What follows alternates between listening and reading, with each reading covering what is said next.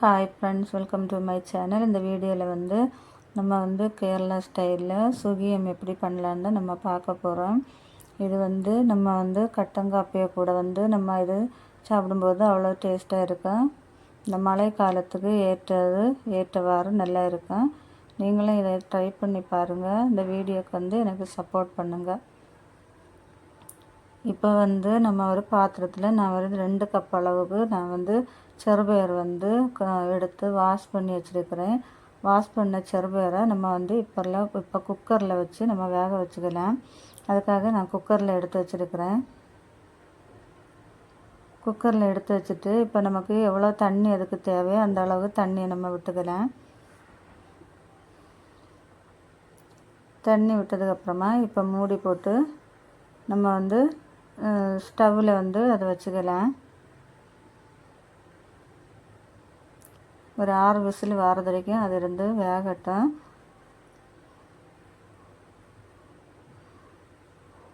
அதுக்கப்புறமா இன்னொரு அடுப்பில் இந்த மாதிரி 2 கஷ்ணம் சர்க்கரை எடுத்துருக்கிறேன். நான் அதை பொடிச்சு வச்சுருக்கிறேன்.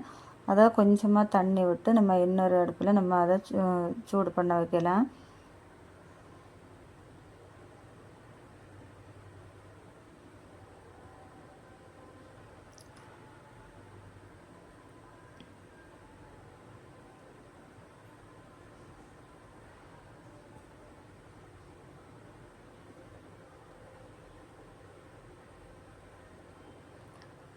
ஃபுல்லு மெல்ட் ஆனோன்னா நம்ம அதை ஆஃப் பண்ணி வைக்கலாம். ஆஃப் பண்ணி வச்சுட்டு இப்போ இந்த மாதிரி ஒரு பாத்திரம் எடுத்துக்கோங்க.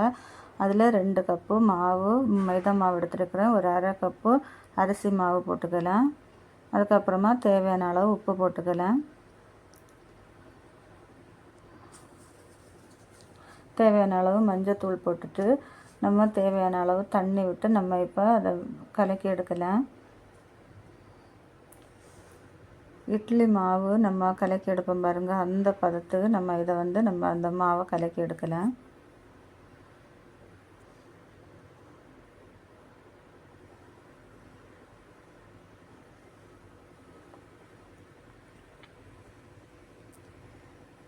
கலக்கிட்டு இப்போ 2 நிமிஷம் நம்ம அப்படியே நம்ம அதை மூடி வச்சுக்கலாம்.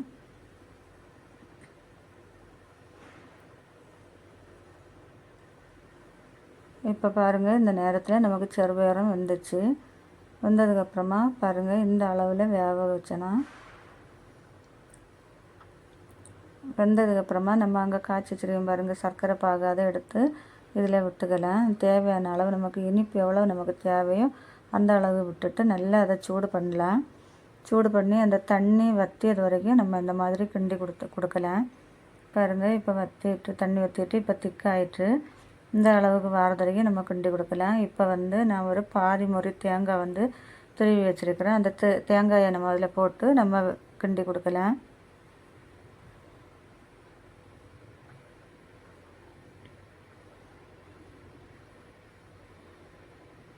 அதுக்கப்புறமா கொஞ்சமாக ஒரு ஏலக்காய் பொடி போட்டுக்கலாம்.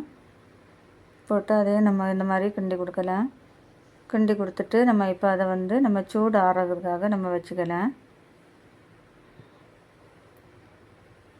இப்போ பாருங்கள், சூடு ஆறினதுக்கப்புறமா நம்ம இப்போ சின்ன சின்ன உருண்டையாட்டு நமக்கு எந்த அளவில் நமக்கு தேவையோ அந்த அளவில் நம்ம உருண்டை பிடிச்சி எடுக்கலாம்.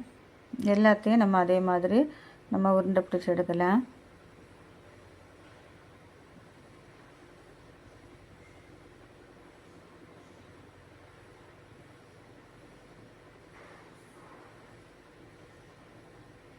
பாருங்கள், எனக்கு இந்த அளவில் கிடச்சிருக்கு. இப்போ நம்ம அடுப்பில் எண்ணெயை நம்ம சூடு பண்ண வைக்கலாம். எண்ணெய் சூடானதுக்கப்புறமா நம்ம பாருங்கள், அந்த உருட்டி வச்சுருக்கோம் பாருங்கள் உருண்டை, ஒவ்வொரு உருண்டையாக அந்த மாவில் போட்டு இந்த மாதிரி இது முக்கி நம்ம எண்ணெயில் போடலாம்.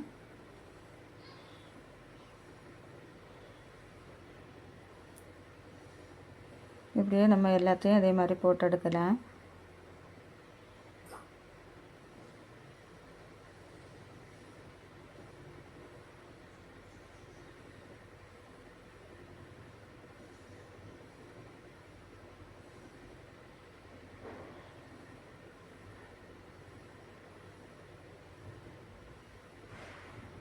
இப்போ நம்ம பால் வெந்தது நம்ம மறைச்சி கொடுத்துக்கலாம்.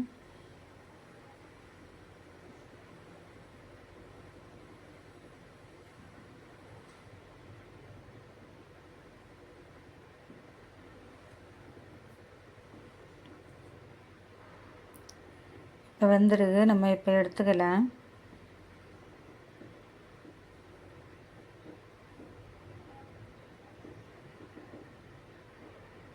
பாருங்க வந்துட்டு நம்ம இப்போ எடுத்துக்கலாம். எல்லாத்தையும் நம்ம இதே மாதிரி நம்ம எண்ணெயில் போட்டு எடுக்கலாம். பாருங்கள், நீங்களும் இதே மாதிரி ட்ரை பண்ணி பாருங்கள். கட்டன் சாய் கூட இது சாப்பிட அவ்வளோ சூப்பராக இருக்கும். நீங்களும் இதை ட்ரை பண்ணி பாருங்கள். இந்த வீடியோ பிடிச்சா ஒரு லைக் பண்ணுங்கள், ஷேர் பண்ணுங்கள், சப்ஸ்கிரைப் பண்ணுங்கள்.